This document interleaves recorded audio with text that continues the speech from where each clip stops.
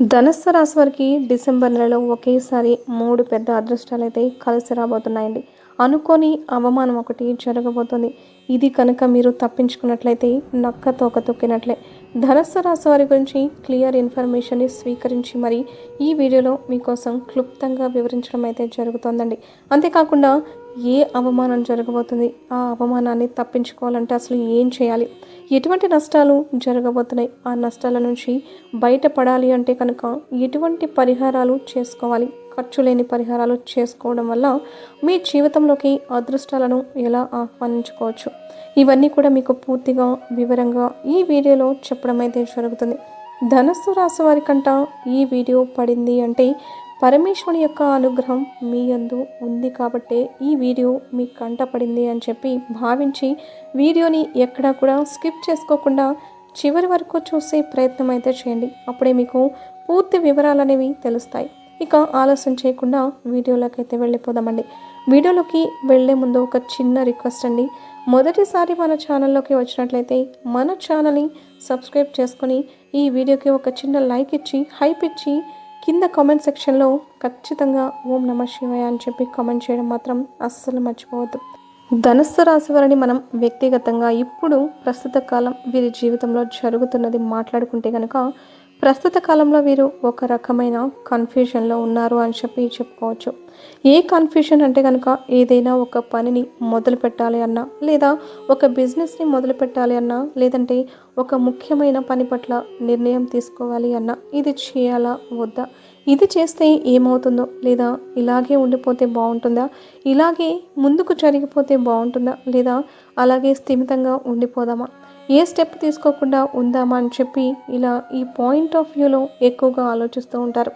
ధనుస్సు రాశి వారు ఏంటనే అతి ఆలోచనకి, ఓవర్ థింకింగ్కి బ్రాండ్ అంబాసిడర్ అని చెప్పుకోవచ్చు. ఇక్కడ అతి అన్నానని చెప్పి మీరు నా మీద కోపం తెచ్చుకోవద్దు అని చెప్పి చెప్పాను. అంటే ధనుస్సు రాశి వారు నిజం చెప్పాలి అంటే చాలా చాలా తెలివైన వారండి. ఏ పనైనా కూడా పట్టుదలతోటి ఆ పని గురించి ఎంత లోతుకు వెళ్ళి డీటెయిల్స్ తెలుసుకొని దాని పూర్తి వివరాలతోటి ఎటువంటి వంక లేకుండా 100% సక్సెస్ఫుల్గా పూర్తి చేయగలిగే శక్తి సామర్థ్యాలు ధనుస్సు రాశి వారికి ఉంటాయి. అయినప్పటికీ కూడాను ఆ పనిని వాళ్ళు పూర్తి చేస్తారు. వారికి చేయగలిగే సత్తా కూడా ఉంటుంది.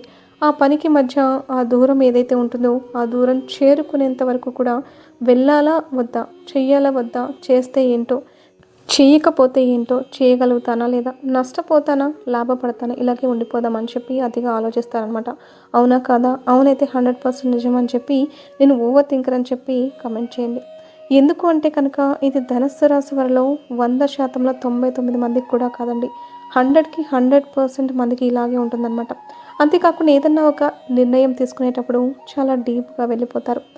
పైన నిర్ణయం తీసుకుని ఆ పనిని కనుక సక్సెస్ అవ్వకపోతే నేను లైట్గా తీసుకున్నానులే అని చెప్పి చాలామంది వదిలేసే వాళ్ళని వీరి యొక్క అనుభవంలో చాలామందిని చూసే ఉంటారు. కానీ వీరేంటంటే వీరి యొక్క జీవితం గురించి కానీ, పనుల గురించి కానీ, వీరి యొక్క ఫ్యామిలీ గురించి కానీ, లేదంటే వీరి యొక్క పిల్లల గురించి కానీ, లేదంటే వాళ్ళ యొక్క చదువుల గురించి కానీ ఏదైనా కూడా 1కి 10 సార్లు కాదు 100 సార్లు ఆలోచిస్తారు. ఎందుకు ఇంత ఆలోచన అంటే నిజంగా ఆలోచించి ఫస్ట్ ఏదైతే నిర్ణయం తీసుకుంటారో 100 ఆలోచనలు ఆలోచించిన తర్వాత ఈ 99 వదిలేసి మళ్ళీ ఫస్ట్ ఆలోచనలకు వెళ్ళిపోతూ ఉంటారు. అలా ఉంటుందన్నమాట. ఇలా చేయడం నేను తప్పు అని చెప్పి చెప్పడం లేదు. కాకపోతే ఈ 99 ఆలోచనలు ఆలోచించడానికి మీ యొక్క బ్రెయిన్ అనేది ఎంత ఒత్తిడికి గురవుతుంది, ఎంత ఆలోచన ఆలోచిస్తుంది, ఎంత సమయం వృధా అయిపోతుంది. ఇక్కడ దీని కారణంగా మీరు ఎంత నీరసించిపోతున్నారు, ఎంత అలసిపోతున్నారు. దీనివల్ల ఈ 99 ఆలోచనల వల్ల మీరు సాధించేది ఏంటి, మళ్ళీ ఫస్ట్కే వెళ్ళిపోతున్నారు కదా. ఏదన్నా ఒకటి చేయాలి అనుకున్నప్పుడు ఆలోచించాలి. కాదు అని చెప్పి చెప్పట్లేదు, కానీ ప్రతిదానికి కూడా కొంత లిమిట్ ఉంటుంది. లిమిట్ని క్రాస్ చేశారు అంటే కనుక లేనిపోని తలనొప్పులు, లేనిపోని అనారోగ్య సమస్యలు రావడం తప్పితే ఉపయోగం లేదు. కాబట్టి ఇంతగా అతిగా ఆలోచించద్దు. ప్రతిదీ కూడా లైట్ తీసుకోండి. జరుగుతుందంటే జరగనివ్వండి. లైఫ్లో మనం ఏది కూడా చేయి పెట్టి ఆపలేం. జరిగేది ఎట్లాగైనా కానీ జరుగుతుంది. మనం ఈ క్షణంలో అక్కడి నుంచి తప్పించుకోవచ్చు, కానీ రెండో క్షణంలో మనకు అది జరగాలని రాసి పెట్టుంటే ఖచ్చితంగా దాని నుంచి మనం తప్పించుకోలేం కదా. కాబట్టి ప్రతి విషయాన్ని కూడా లైట్ తీసుకోవడం వల్ల మీ జీవితంలో చాలా వరకు కూడా సమస్యల నుంచి మీరు ఒడ్డెక్కుతారు అని చెప్పచ్చు. ఇంకొకటి మీరిప్పుడు ప్రస్తుతం మార్చుకోవాల్సిన విషయం ఏంటి అంటే కనుక మీ గురించి మీరు ఓవర్గా కూడా ఆలోచించుకోవడం. అదేంటి ఓవర్గా ఏం ఆలోచిస్తున్నాం మా గురించి మేము అంటే గనక, నేను చెప్పిన ఈ మాట విన్న తర్వాత నిజమైతే ఎస్ అని చెప్పి 100% నిజమని చెప్పి కామెంట్ చేయండి. చిన్న తలనొప్పి వచ్చినా, లేదా ఎప్పుడన్నా కొంచెం హెల్త్ బాగోలేకపోయినా, లేదంటే కొంచెం మార్నింగ్ ఉన్నంత ఎనర్జీ లెవెల్స్ అనేవి, ఓపిక హుషారు అనేది సాయంత్రానికి లేకపోయినా కానీ, నాకేదన్నా అయిపోతుందేమో, నాకేదన్నా అనారోగ్య సమస్యలు వస్తాయేమో, నాకు ఇంకా ఏదన్నా అయిపోయి నేను చచ్చిపోతానేమో అని చెప్పి ఒక రకమైన యాంగ్జైటీ ఫీలింగ్, ఆ ఫీలింగ్ తోటి ధనస్సు రాశి వారు చాలా వరకు కూడా ఇబ్బంది పడిపోతూ ఉంటారు. ఎప్పుడు కూడా ఈ ఫీలింగ్ వల్ల మానసికంగా మనిషి కృంగిపోతారు. కాబట్టి మానసికంగా కృంగిపోవడం అనేది మనిషిని ఎన్నో రకాలైన అనారోగ్య సమస్యలకు దారితీస్తుంది. కాబట్టి ఈ యొక్క యాంగ్జైటీ అనేది తగ్గించుకోండి. ఏమీ లేదు, ఏదైనా కూడా మనం చేయగలిగేదే ఏమీ లేదు.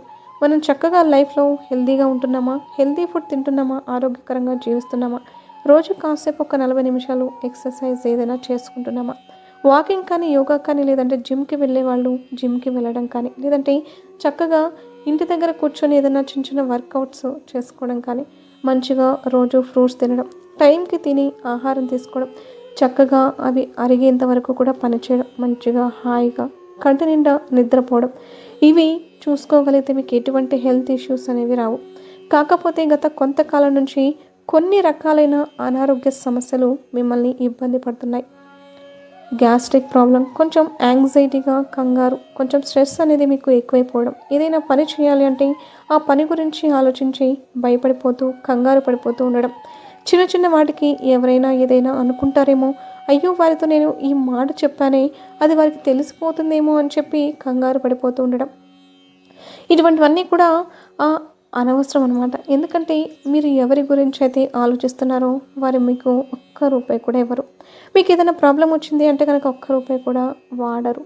వారి జేబులో నుంచి తీసి అటువంటి వేస్ట్, నేను చెప్పేది ఏంటంటే, మీకు కోపం వచ్చినా కానీ అటువంటి వేస్ట్ వాళ్ళ కోసం ఆలోచించొద్దు.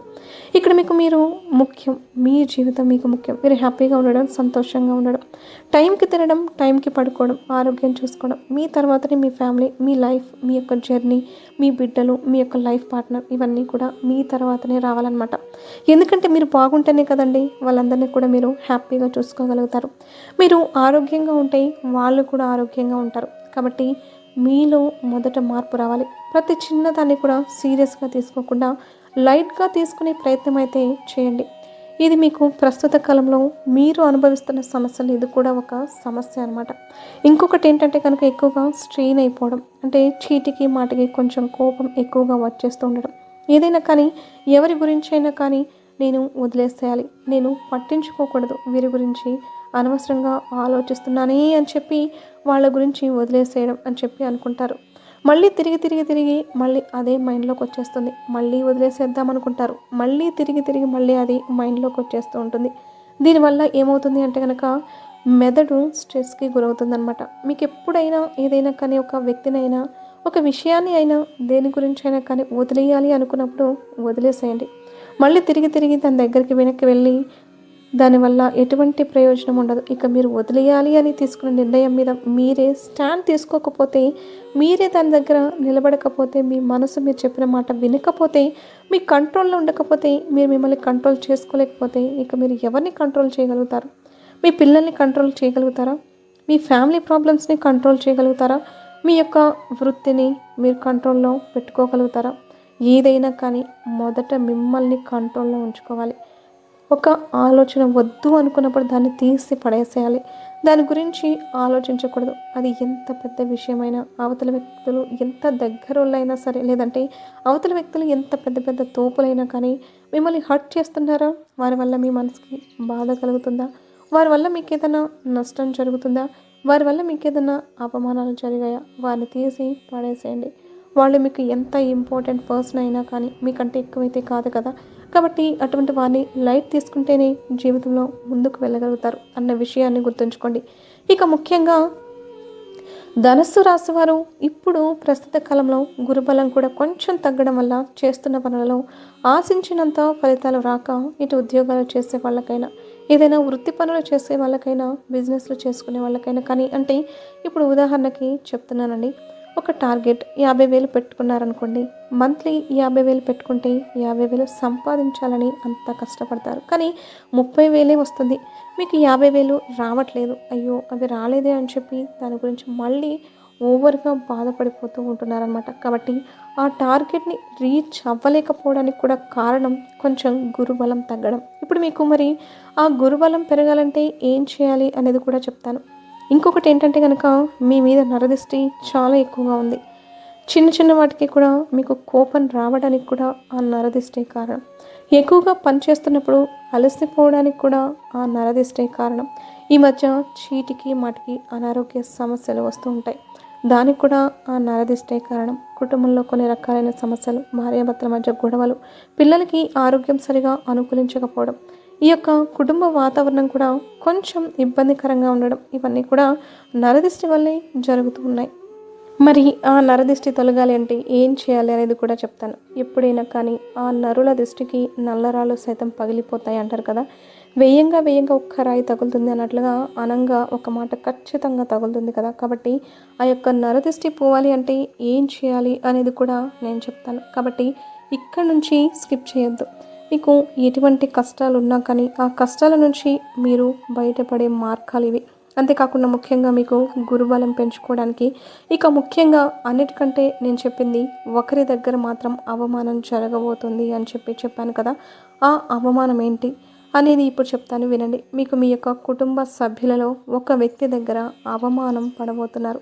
అసలు మీకు ఇది జరుగుతుంది అని కూడా తెలియదు. కానీ అనుకోని పరిస్థితుల్లో కొంచెం మొహమాటం అనేది అడ్డుపడడం వల్ల ఎప్పుడైనా కానీ మీ దగ్గర ఉన్న వీక్నెస్ ఏంటి అంటే కనుక ఒకళ్ళు మిమ్మల్ని ఏదైనా అంటున్నప్పుడు వాళ్ళకి వెంటనే సమాధానం చెప్పలేరు. తర్వాత ఆ కార్యక్రమం మొత్తం అయిపోయిన తర్వాత ఇంటికి వచ్చి పూర్తిగా దాని గురించి ఆలోచించుకొని నన్ను వాళ్ళని మాట అన్నారు, ఆ టైంలో నేను వారిని ఒక్క మాట అనుంటే బాగుండేది, నేను వారిని అనలేకపోయాని ఆ టైంలో అనేస్తే అయిపోయేది కదా, ఈసారి ఛాన్స్ వచ్చినప్పుడు అందాము అని చెప్పి అనుకుంటారు. కానీ అక్కడ మీకు అవమానం జరిగిపోతుంది అనమాట. అక్కడే మీకు ఆ పాయింట్ దగ్గర మీరు ఆ మాటకి సమాధానం చెప్పేసేస్తే అక్కడితో ఆ మాటకి ఈ మాటకి చెల్లిపోతుంది. కానీ మీరు అది ఇక్కడ బాకీ పెట్టేసుకొని వస్తారు. ఇంటికి వచ్చిన తర్వాత ఫీల్ అయిపోతూ ఉంటారు. అది మీ యొక్క జీవితంలో చాలాసార్లు జరిగింది కదా. ఇప్పుడు కూడా అదే జరగబోతుంది. అది కూడా మీ యొక్క బంధువుల మధ్యలో ఒక ఫంక్షన్లో ఒక అవమానం అనేది మిమ్మల్ని నలుగురు ఎదుట ఒక స్త్రీ చేయబోతుంది. అది ఏ అవమానం అన్నది ఏదైనా కానివ్వండి, ఒక అవమానం అయితే జరగబోతుంది. ఆ యొక్క అవమానం మీకు జరగబోతుంది అని చెప్పి ముందుగానే నేను చెప్పాను. కాబట్టి మీరు ఆ యొక్క మాటలు ఇప్పుడున్న పరిస్థితిని బట్టి మీకు వారికి మధ్య డిస్కషన్ ఏదైతే జరగవచ్చు అని చెప్పి మీరు ఒక ముందు ఆలోచన చేసి ఉంటారు. దాన్ని బట్టి వారు మిమ్మల్ని అంటున్నప్పుడు దానికి కరెక్ట్గా వారి నోరు మూసే విధంగా సమాధానం చెప్పడాన్ని ముందుగానే ఆలోచించి పెట్టుకోండి. ఇదైతే జరగాలి. ఎందుకంటే అవమానం జరిగితే మీకు సమాధానం చెప్పాలి. మీరు జరగడం అయితే జరుగుతుంది, కానీ కుక్క కాటుకి చెప్పు దెబ్బ అంటారు చూసారా. ఆ చెప్పు దెబ్బ అనేది మీ మాటతోటి బదులు ఇవ్వడంతో మిమ్మల్ని ఏదో వాళ్ళు అవమానపరచాలని చెప్పి అనుకొని ఆ ప్లేస్లో తిరిగి వాళ్ళే అవమానం పొందుతారనమాట. ఇది జరుగుతుందండి. ఒక ఫంక్షన్లో జరుగుతుంది, గుర్తుంచుకోండి. ఇక మీకు కలిసొచ్చే 3 అదృష్టాలు ఏంటి అంటే కనుక మొట్టమొదటిది వచ్చేసేసి మీకు నేను ఇందాక చెప్పాను కదా, మీకు ఎక్స్పెక్టేషన్స్కి ఏదైతే 50,000 రీచ్ అవ్వాలి అనుకుంటున్నారో 30,000 సంపాదిస్తున్నారు అని చెప్పి, అది ఇప్పుడు ఏదైతే డిసెంబర్ స్టార్టింగ్ ఇక న్యూ ఇయర్ నుంచి అయితే మీ దశ తిరిగిపోబోతుందండి. మీరు చేసే పనిలో బాగా కలుసుబాటుతనం రాబోతుంది. ఖచ్చితంగా ఆకస్మిక ధనలాభం అయితే కలిసి రాబోతుంది. ఇది మొదటి అదృష్టం. మీరు చేసే వృత్తి నుంచి ఈ లాభం రాబోతుంది. ఖచ్చితంగా లాభం రాబోతుంది. కాకపోతే కష్టపడాలి. స్ట్రెస్ లేకుండా కష్టపడండి. ఇక రెండవ అదృష్టం ఏంటి అంటే కనుక మీరు ఏదైతే మాకు ఈ హెల్త్ ప్రాబ్లం ఉంది, దీనివల్ల మేము చాలా బాధపడుతున్నాం, చాలా సఫర్ అవుతున్నాం, ఒకరోజు గడవాలి అంటేనే మాకు కష్టంగా అనిపిస్తుంది. అది తలనొప్పి అయినా కానివ్వండి, మైగ్రేన్ అయినా కానివ్వండి, లేదంటే ఎలర్జీ సమస్య అయినా కానివ్వండి, ఆడవాళ్ళలో గర్భసంచికి ఇన్ఫెక్షన్స్ అయినా కానివ్వండి, లేదంటే కనుక మగవాళ్ళలో గ్యాస్ట్రిక్ ప్రాబ్లమ్స్ అయినా కానివ్వండి, ఆ సమస్యలు కూడా మీకు ఈ యొక్క కొత్త సంవత్సరం నుంచి పూర్తిగా క్లియర్ అవ్వబోతున్నాయి. ఆరోగ్యమే మహాభాగ్యం అని చెప్పి అంటారు కదండి. మరి ఆరోగ్యం మనకి వస్తుంది అంటే అంతకు మించిన అదృష్టం ఏముంటుంది.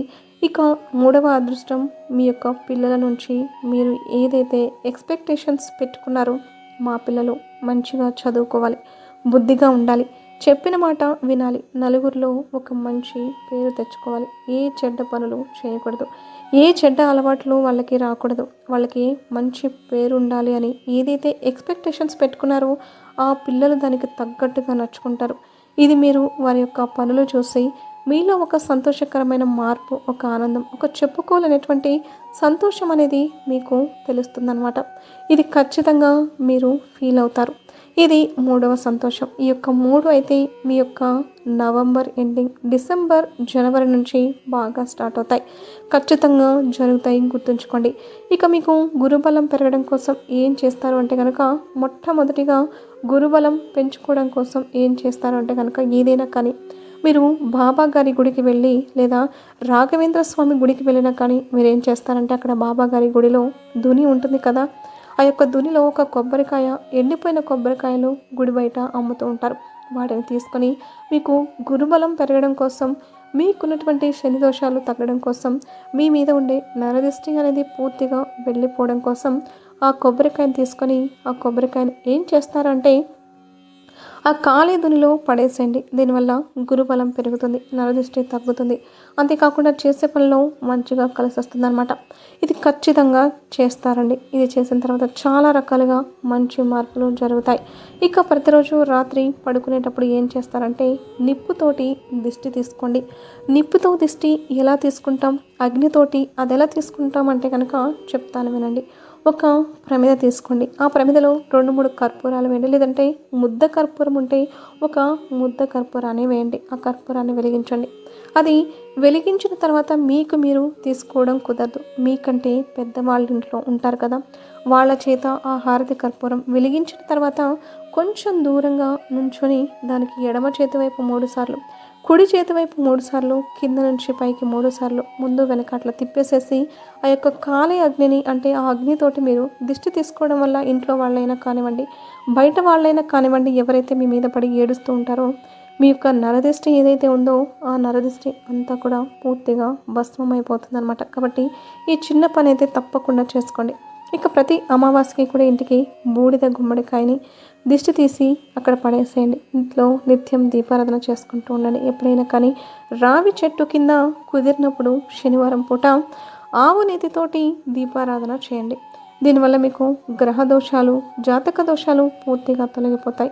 ఏదైనా ఒక శనివారం రోజు శనీశ్వరుని దగ్గరికి వెళ్ళి శనీశ్వరునికి తైలాభిషేకం చేసి నువ్వులు బెల్లం కలిపిన లడ్డూని నైవేద్యంగా సమర్పించి నానబెట్టిన శనగలు ఒక రాత్రి ముందు తెల్లవారుజామున వాటిని ఉడకబెట్టి ఆ శనగలను శివాలయంలో పంచిపెట్టండి.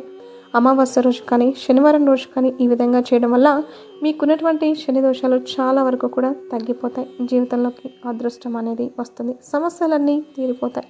మానసిక ఒత్తిడి, స్ట్రెస్ ఇవన్నీ కూడా తగ్గిపోతాయి. జీవితం అంతా కూడా హ్యాపీగా గడిచిపోతుంది. మీరు హెల్తీగా ఉండండి. మంచి హెల్తీ డైట్ని తీసుకోండి. దేని గురించి ఆలోచించొద్దు, అతిగా ఆలోచించొద్దు. చక్కగా టైంకి తినడం, టైంకి పడుకోవడం, మిమ్మల్ని మీరు చూసుకోవడం, మీకు నచ్చిన పనులు మీరు చూసుకోవడం, ఇంతే లైఫ్ అనేది చాలా హ్యాపీగా గడిచిపోతుంది. అర్థమైంది కదండి. మరి ధనుస్సు రాశికి వీడియో నచ్చింది అనుకుంటున్నాను. నచ్చింది అనిపిస్తే వీడియోకి ఒక లైక్ ఇవ్వడం, మీ ఫ్రెండ్స్కి షేర్ చేయడం, అలాగే ఓం నమః శివాయ అని కామెంట్ చేయడం మర్చిపోవద్దు.